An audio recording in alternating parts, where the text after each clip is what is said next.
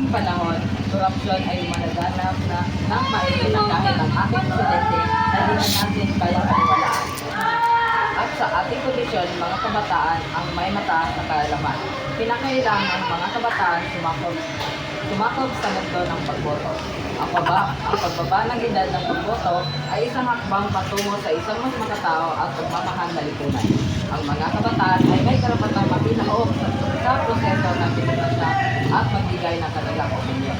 Hindi ako sang-ayon. Ang mga kabataan ay hindi pa handa sa pagboto dahil sa kakulangan ng karanasan at kabatiran. Ang pagbaba ng edad ng pagboto ay magdudulot ng hindi inaasahang mga mahilig. Ang mga kabataan ay may kakayahang mag-isip at mag-desisyon. Dapat silang bigyan ng pagkakataon na makinahog sa proseso ng demokrasya at magbigay ng kanilang opinyon. Ngunit ang mga kabataan ay madaling maimpluwensya ng mga emosyon at hindi pa ganap pag-isip na maayos. Hindi pa sila handa sa responsibilidad ng pagboto. Ang pagbaba ng edad ng pagboto ay makakatulong sa mga kabataan na naging mas aktibo sa lipunan at makilahok sa proseso ng demokrasya. Ito ay isang hakbang patungo sa isang mas makatao at mapagmahal na lipunan. Ang pagbaba ng edad ng pagboto ay magdudulot ng pagbabago sa mga halaga at normang panlipunan. Hindi natin dapat ipilit ang mga pagbabago na hindi nakakatulong.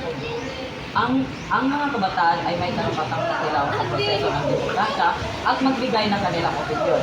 Dapat silang bigyan ng pagkakataon na makipag-ugnayan sa mga isyu na nakakaapekto sa kanilang buhay.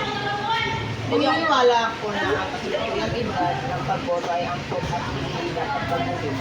Ang mga kabataan ay dapat mag-focus sa kanilang pag-aaral at pag-isip pagboto.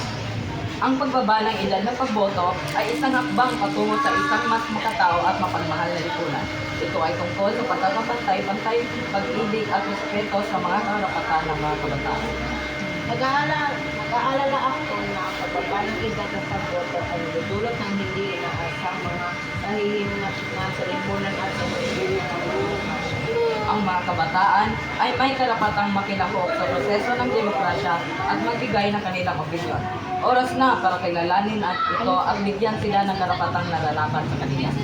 Sa huli, naniniwala ako na ang pagbaba ng edad ng pagboto ay hindi ang tamang faktor para sa ating lipunan. At dapat natin unahin ang mga tradisyonal na halagaan. Okay.